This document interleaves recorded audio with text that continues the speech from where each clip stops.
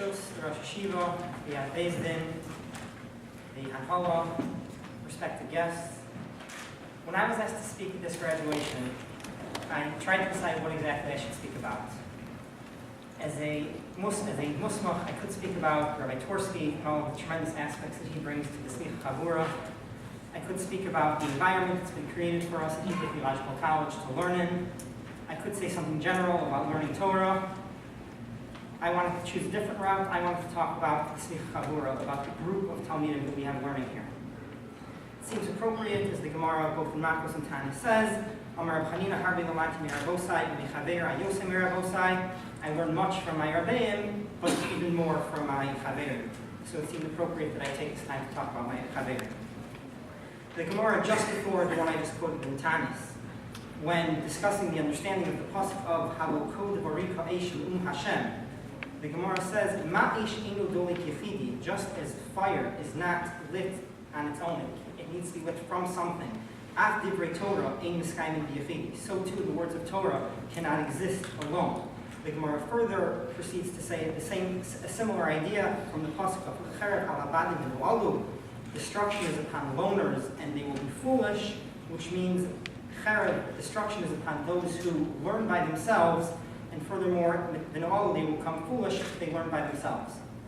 The Maharsha in Maseches Makos explains the meaning of this Gemara. What does it mean you will become foolish if you learn by yourself? It means that you might make a mistake if you're learning by yourself, but if you're learning with someone else, that person will catch the mistake and he will correct you, and you can avoid that pitfall.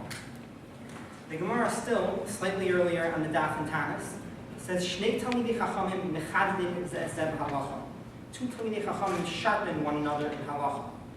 The Gemara is comparing learning Torah to iron, just as one piece of iron sharpens another piece of iron, so too one Talmid Chacham can sharpen another Talmid Chacham. The Meiri on the spot says that two Talmidei Chachamim who live in the same city should discuss halacha amongst one another, and in this way they will be, in his wording, Yinchalu derech emes zemizeh. They will inherit the true path from one another. Seemingly, the Meiri is explaining this Gemara in a similar fashion that the Maharsha explained that Gemara. That what it means that they will inherit the true path, that they won't make mistakes and they'll arrive at the right path, they will be able to correct each other if they make mistakes. I want to add another aspect to the explanation of the Meiri and the Gemara. When you learn with another person or you learn in a group, you're not only corrected if you make a mistake, but you struggle through the issues together.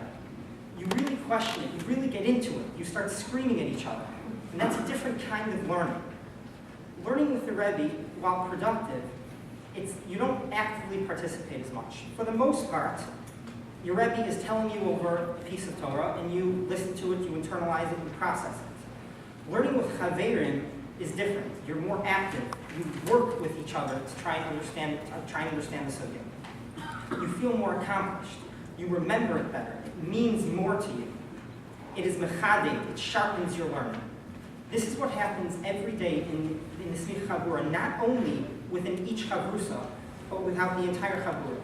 Every single day you can walk into the Beis Medrash and you can see one set of chavrusas walking over to another saying, I have a question on a difficult task. I really don't understand it. How did you understand it? Or someone walking over to another group saying, I just got shot in the grub. I finally got it. Or walking over saying, we've been learning this. What do you think about this practical application of what we've just been learning? How would you apply it to modern times? This is the learning that we have together throughout the entire group. We learn it together. We struggle through it together. And that is the chavura that I wanted to acknowledge. Harei lamati me'rabosai u'mechaverai yosei me'rabosai. I do have to take a moment while I'm up here to talk about Rabbi Torsky, our Rebbe, our Maggid Shir. Just a moment though, because I'm probably already over the time. His genius, his tremendous levels of scholarship, his creativity, ingenuity, and just overall his personality make the Shir what it is. He truly is a shining example and role model of the Talmid Chacham. Now, just to conclude with a few thank yous. Firstly, I'd like to thank the Ribono Shalom for myself and on behalf of everyone else up here for allowing us to reach this point in our lives and in our learning, and hopefully we'll be able to continue to grow further in Torah and all other aspects of life. I'd like to thank the Rosh Hashiva, the Hanhala, and the entire administration of Hebrew Theological College for providing us with this environment and a place to learn and grow in Torah. On a more personal note, I would like to thank my parents for raising me on the proper Torah path and always pushing me to succeed and go to the next level.